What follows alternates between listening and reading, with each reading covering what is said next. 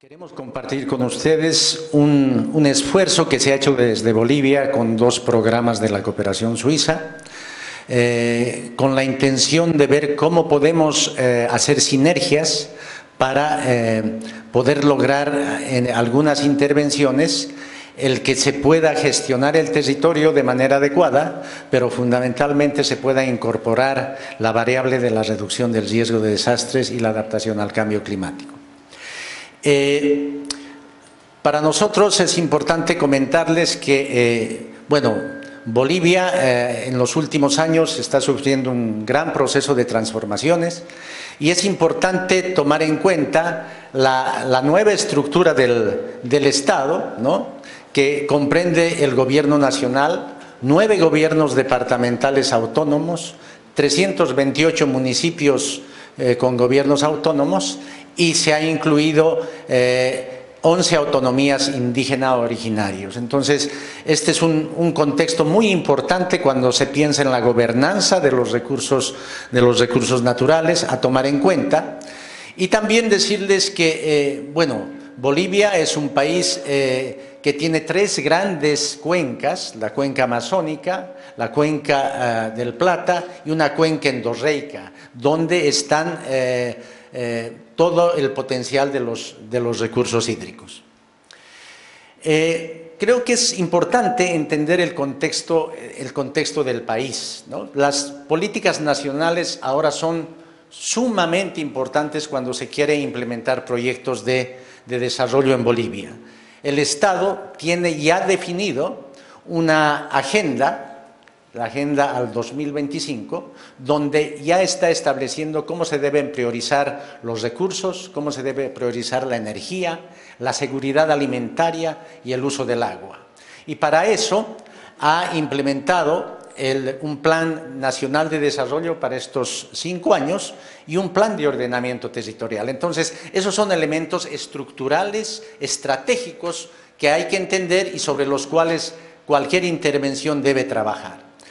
Y ya centrándonos un poco en lo que estamos buscando, nosotros tenemos lineamientos muy claros a nivel de la Política Nacional de Cuencas, que es orientadora, una nueva ley de gestión de riesgos, donde la prevención ha empezado a tener un rol importante, y algo que es sumamente importante y trascendente es la Ley Marco de la Madre Tierra y el desarrollo integral. O sea, todos los procesos tienen que irse circunscribiendo poco a poco a esta ley marco de la Madre Tierra, donde hay 3 importantes mecanismos, que es el rol de implementarlos. Uno es el mecanismo conjunto de bosques, otro es el mecanismo de adaptación al cambio climático y el mecanismo de mitigación. Toda esta tarea, ¿sí?, debe sumergirse, introducirse en los procesos de descentralización. Es decir, ¿cómo hacemos todo esto en el nivel municipal, comunal? ¿Cómo lo articulamos con el departamental y con el nacional? Ese es el gran reto de este Estado. En ese sentido, Bolivia también tiene un contexto de amenazas, ¿no?, de amenazas y el cambio climático. Tenemos inundaciones, heladas, sequías, que están haciendo que por momentos se ponga en peligro el crecimiento económico, el índice de desarrollo económico, y por tanto tiene que haber una prioridad también de pensar en el tema de las amenazas, en este caso las multiamenazas, que están quedando cada vez más evidentes con 2 elementos importantes, que son los análisis de escenarios climáticos. Se han realizado en el país ya varios estudios a nivel de escenarios, especialmente utilizando técnicas de downscaling, y muestran fundamentalmente que a nivel de temperaturas va a haber variaciones hasta el año del 2040 entre 1,5 y 3 grados centígrados, y variaciones de precipitación en rangos positivos y negativos de más o menos 15%. Entonces, el escenario de riesgos se complica a nivel climático con estas 2 variables. Pero lo que sí es evidente, porque los otros son escenarios aún, es que lo que se está sintiendo, ¿no?, que la variabilidad climática y los eventos extremos son lo más evidente y concretos que se tiene como efectos del cambio climático, y es ahí donde hay que trabajar en los diferentes niveles. Pero, ¿qué está haciendo la COSUDE? Porque un poco lo que queremos nosotros mostrar es cómo la COSUDE, la cooperación suiza, está articulando su estrategia con las políticas nacionales, en un proceso de alineamiento que es sumamente importante entender. Para eso la COSUDE tiene 3 campos de acción en su estrategia: derechos humanos, descentralización, empleo e ingresos, y un componente que lo ha denominado reducción del impacto del cambio climático, que busca fundamentalmente que los grupos vulnerables se adapten a los efectos negativos del cambio climático y sean menos susceptibles a los desastres naturales. Y para eso se ha planteado apoyar en varias líneas y generar una serie de efectos. Por ejemplo, garantizar marcos legales, la ley de la madre tierra, gestión de riesgo, ley de aguas, fortalecer como un efecto el uso de la tierra y la seguridad alimentaria de manera mejorada, el Plan Nacional de Forestación, el Plan Nacional de Seguridad Alimentaria, y también apoyar procesos para reducir la contaminación ambiental, la gestión de residuos sólidos y de aguas residuales. Todo esto en un esfuerzo de trabajar con proyectos muy importantes como el proyecto Biocultura, el proyecto Gestión Territorial Ambiental, el proyecto Gestión Ambiental Municipal, el proyecto de reducción de riesgos, un plan o un proyecto de investigación aplicada al cambio climático y aire limpio. Entonces, todo este proceso, ¿no?, está apoyando la COSUDE para apuntalar las políticas del Estado. Para complicarlos más, ¿no? Obviamente en esta temática, en esta dinámica, en la situación de Bolivia hay un diagnóstico referido al tema del énfasis del recurso agua dentro de estos recursos naturales, que es un elemento clave para esto. Y por lo que hemos visto en las visitas de campo, en el intercambio que hemos tenido aquí, se puede compartir muchas de esas cosas, ¿no? Por supuesto, como todos nosotros estamos viviendo, hay una escasez de recursos hídricos a nivel superficial, a nivel acuíferos, etcétera, ¿no? Esto nos está generando una pérdida de biodiversidad muy fuerte, que se está afectando en ciertas zonas más que otras, deforestación. Algo que en nuestro país también es clave es el tema de sobrepastoreo. Hay un sobrepastoreo no regulado, muy libre, que eso está perjudicando mucho el tema de deforestación. Algo que también a nosotros nos decían, ¿no? Está bien brindar más agua, pero no hay que olvidarse de la calidad de los suelos, y tenemos varios problemas de baja fertilidad en el caso de Bolivia. Eso implica también que la calidad y la disponibilidad del agua se ve afectada mucho más. Bolivia también en su zona occidental tiene una historia minera, y esa actividad minera también ha generado muchos efectos en términos de calidad. Tenemos también, como hemos visto aquí, reservorios, los llamamos atajados, incluso presas, una infraestructura grande que se ha hecho en muchos años en nuestro país sobre este tema, pero lastimosamente muchas de estas presas ya están llenas de tierra, ¿no? Están llenas de sedimentos y han perdido su vida útil. Entonces eso es otro de los temas que afecta. Bueno, baja productividad, migración, degradación, desertificación, y claro, lo que nos hace ver es que esta temática de degradación de recursos naturales, pobreza rural, cambio climático y conflictos sobre el agua es una dinámica muy, muy relacionada. Tal vez han escuchado hablar de las guerras del agua en Bolivia, ¿no? Es una historia muy complicada, pero que refleja esta situación. Eso nos da estas tensiones que hay por el uso y el acceso al recurso hídrico, y también el tema de la reducción de desastres. Como país, lo que buscamos justamente es un desafío de ser más resiliente a este impacto, de poder reducir este impacto de estos desastres naturales, de este tema, de estos impactos negativos del cambio climático, y como que hay tres vías por las cuales estamos pensando que podemos trabajar. Una, el tema de acuerdos, el ponerse de acuerdo con la gente, el tema de la gobernanza, la gobernabilidad local, ha sido líneas de acción que tanto el programa Gestor, el programa PRD han tomado muy en serio, de no solo implementar recetas ideales, sino llevar y motivar a los actores a que se junten y se pongan de acuerdo sobre qué medidas implementar. Otro de los ámbitos ha sido incidir en la planificación, porque de nada sirve hacer cosas muy puntuales si no involucras la planificación y si esta planificación no la haces pensando en cuenta esta temática de RRD y ACC. Y por supuesto, el tema no es solo tener más agua o solo conservar la biodiversidad. Tenemos que buscar un efecto a nivel de reducir la vulnerabilidad, de aumentar la producción, de aumentar inclusive los ingresos para estas poblaciones con las cuales hemos estado trabajando.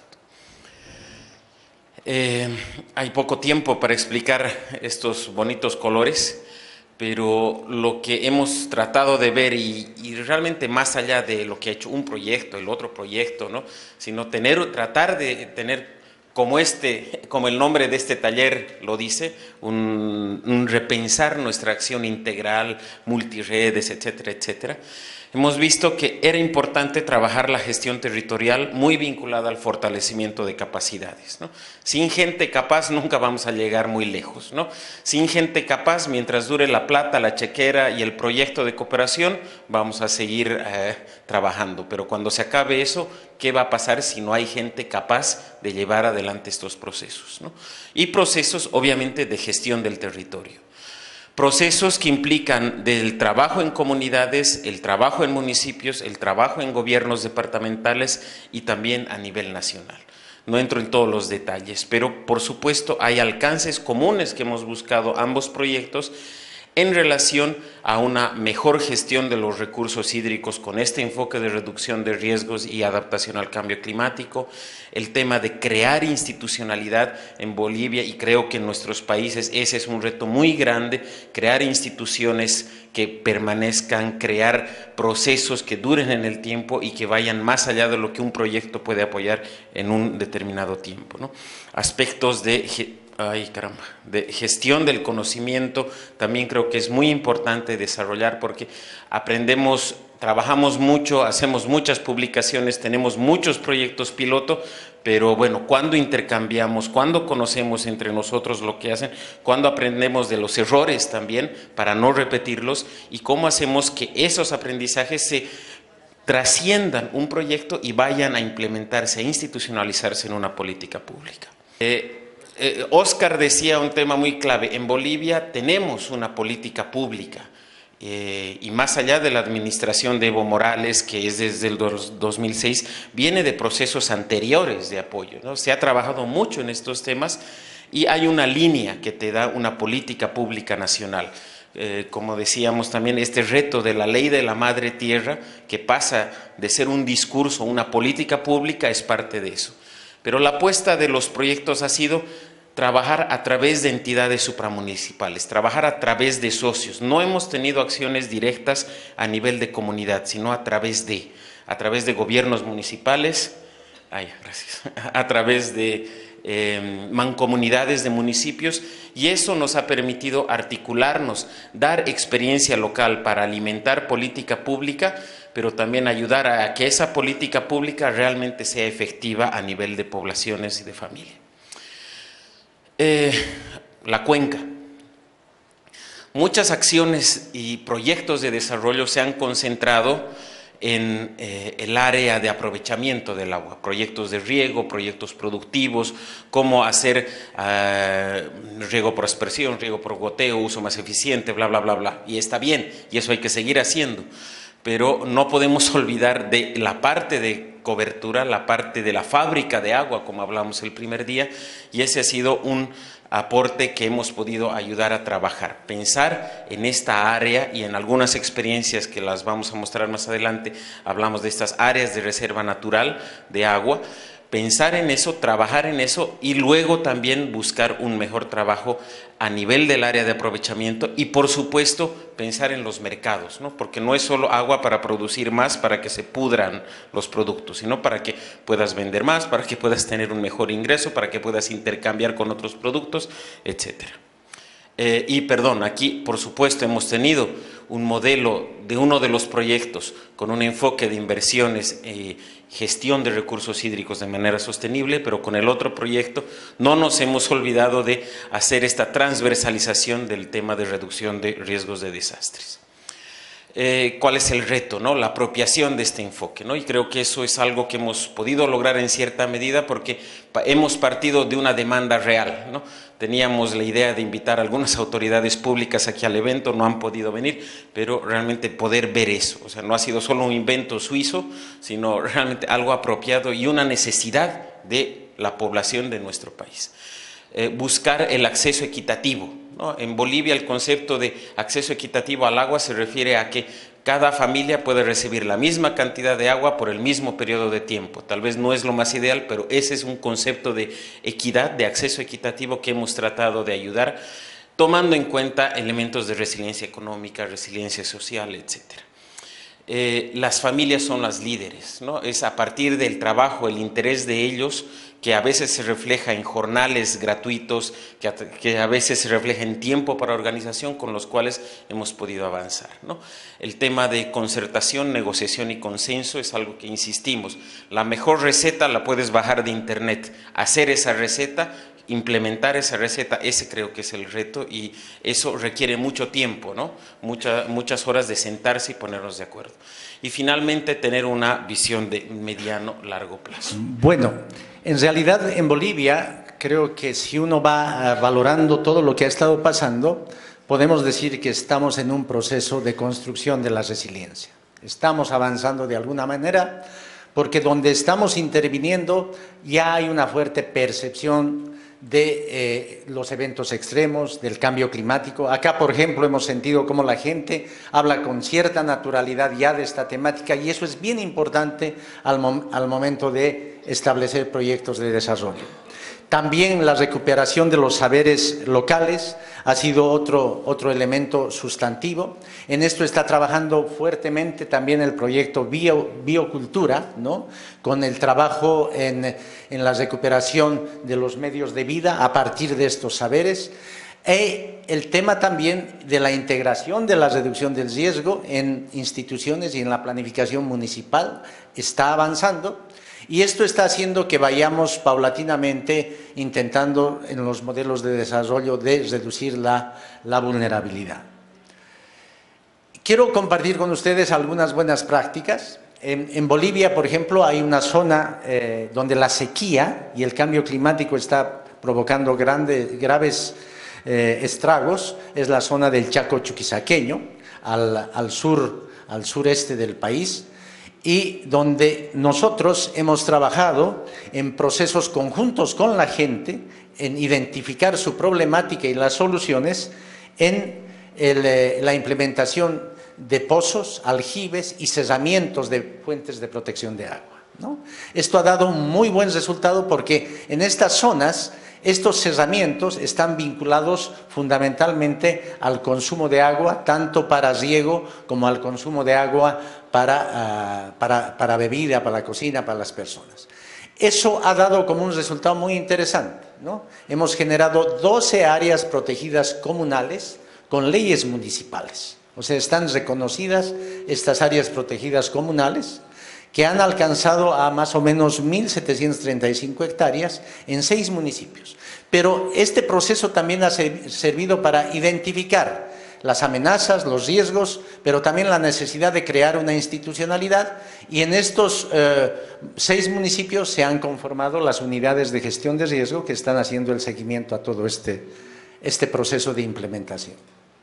Lo propio, Javier hablaba de este modelo. Este modelo ha tenido un éxito muy importante en la región de Chuquisaca Centro, es la región de los valles, donde se han implementado estas áreas de reserva natural de agua para la gestión y la conservación de las fuentes, y ahí hemos alcanzado fundamentalmente a 24 arenas, 771 hectáreas en 4 municipios. Acá lo importante es que desde los municipios y desde la mancomunidad se ha establecido la necesidad de manera paralela tener un sistema de alerta temprana para todos estos municipios, porque ellos han visto que están con graves problemas de agua, y lo más interesante es que nosotros hemos incidido en la compra, digamos, de unas 3 estaciones agrometeorológicas, y la gobernación con los municipios ha completado toda la red,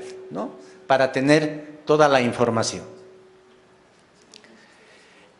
Lo propio en Tarija se ha trabajado en este modelo. En Tarija ha tenido un resultado muy interesante porque es el departamento donde las comunidades reciben muchos recursos, ¿no? Tienen un plan, creo que se llama Solidar, algo así, y ProSol, y ellos, cuando ya han conocido el modelo, ¿sí?, el modelo de manejar el área de recarga, cosechar el agua y llevar al proceso productivo, han empezado a invertir en este tipo de sistemas, estos sus recursos del ProSol.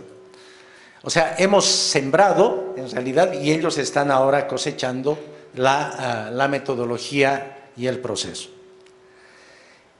Y en otras zonas donde hemos tenido, por ejemplo, graves problemas, en la cuenca de San Juan del Oro, ¿sí?, esto es en la región de Potosí, que ha tenido grandes inundaciones, hemos empezado a sembrar también el tema de un sistema de alerta temprana contra las riadas, medidas de protección de infraestructura, y eso también ha servido para que se genere la institucionalidad con unidades de gestión de riesgo en 5 de los municipios de esta mancomunidad de los Chichas.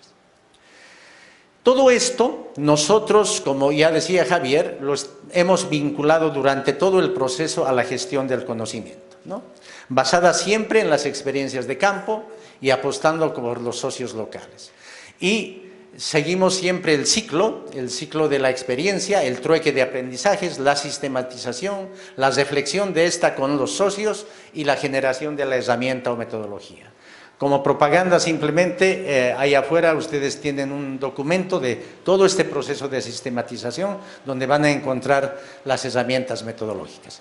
Pero algo que es, digamos, importante ha sido que hemos aplicado también unos instrumentos de servicio de atención al cliente, uno que se denomina al comienzo de los proyectos, y la valoración final, ¿no?, el Beneficiary Assessment, que nos ha servido para tener elementos de retroalimentación para seguir en el proceso de implementación. Bueno, al final llegamos a algunas lecciones, ¿no? Solo para precisar, porque uno de los participantes me decía, estas experiencias que Óscar mencionó han sido acciones donde hemos trabajado de manera conjunta el programa PRRD y Gestor. Y como les decíamos, hemos tenido un socio con el cual hemos trabajado y a veces, siendo muy humildes y aceptando también errores, a veces estos socios nos ordenaban a nosotros.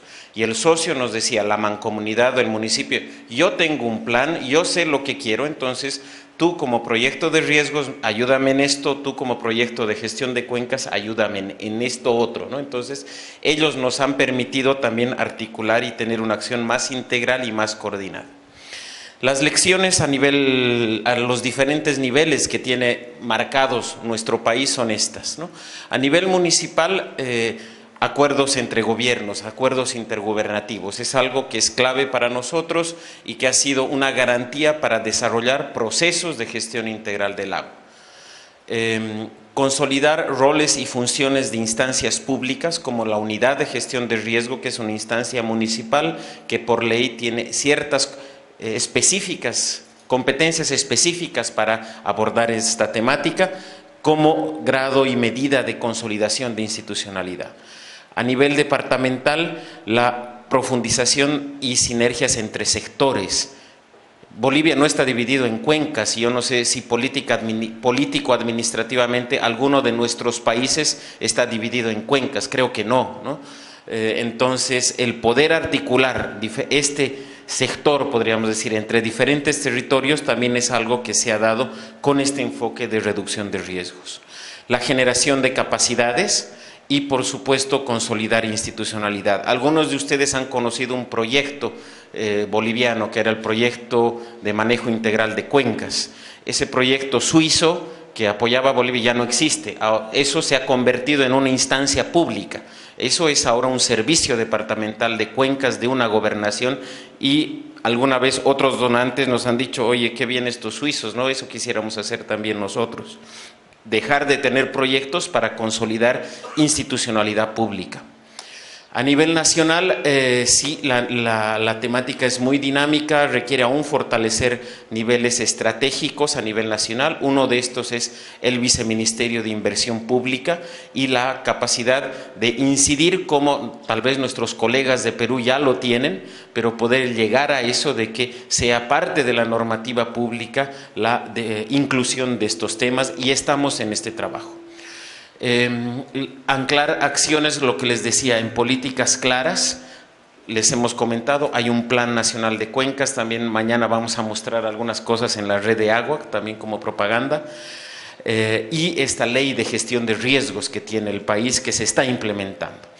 Y bueno, un tema que es clave y creo que siempre ha sido característico de la cooperación suiza y que ojalá no lo pierda, es la flexibilidad, ¿no? Poder adaptarse a ciertos contextos, poder tener la capacidad de aceptar críticas y de responder y de no quedarse ahí como un bloque de cemento.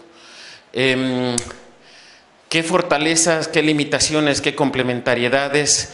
La gran fortaleza es pensar en una unidad de cuenca. Les decía, nuestros países no están divididos político-administrativamente en eso, pero deberíamos buscar eso.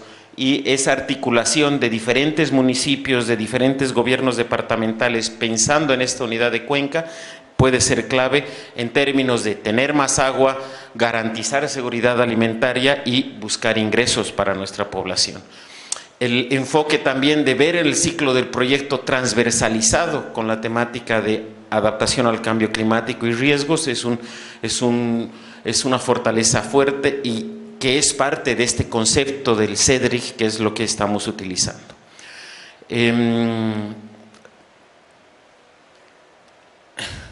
Financiamiento y incentivos. También no queríamos dejar este tema aparte porque lo hemos visto. Si algo ha sido importante es apostar por la concurrencia. Puede ser una locura o demasiado obvio, es algo muy básico, pero en nuestro país a veces pasa, ojalá que en sus países no pase eso, esperemos que no, que el gobierno nacional va hacia un lado, el gobierno departamental va hacia el otro lado y el municipal hace todo lo contrario. Entonces no hay una concurrencia de inversiones realmente, aunque todos los niveles tienen recursos para eso. Entonces, lograr que esos tres niveles de gobierno se articulen ha sido un reto y ha sido, en algunos casos, una experiencia muy exitosa que hemos podido desarrollar. Incidir temáticamente, como les decíamos, en la planificación. No podemos seguir planificando inversión pública sin tomar en cuenta estos criterios, porque es inversión pública que al año se va a perder por desastres, etcétera, etcétera. Promover este aprendizaje entre diferentes, no solo proyectos, sino pilotos, sino experiencias. La participación de actores, en este sentido los procesos participativos de definición de la inversión pública, pero también del seguimiento, del control social, del monitoreo, es algo clave en nuestro país. Bolivia tiene una tradición muy fuerte de ser muy participativos, a veces eso perjudica, pero por otro lado, si bien toma tiempo, ayuda a que las decisiones sean más sostenibles. Incentivar y promover buenas prácticas, por ejemplo, tanto el PRD como gestor hemos desarrollado procesos concursables para seleccionar socios. Y eso creo que ha sido algo importante, es decir, no hemos dicho, mira, tenemos un excelente estudio donde nos dice que tú eres pobre y entonces yo voy a trabajar contigo. Hemos promovido la competencia, una sana competencia para que la gente pueda dar un poco más de sí, para que podamos movilizar reales intereses y poder identificar a gente que realmente quiere trabajar.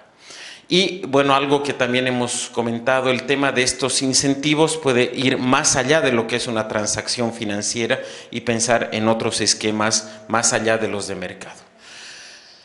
Como país y también como proyectos que estamos en una estrategia de la cooperación suiza muy alineada a la política pública, un gran desafío es la implementación de estas, ¿no? El gran reto es esta ley de la madre tierra, es una posición política muy clara del gobierno de Bolivia, aunque tiene también ciertas contradicciones, pero esperamos que esto se implemente de manera correcta porque es un camino a seguir.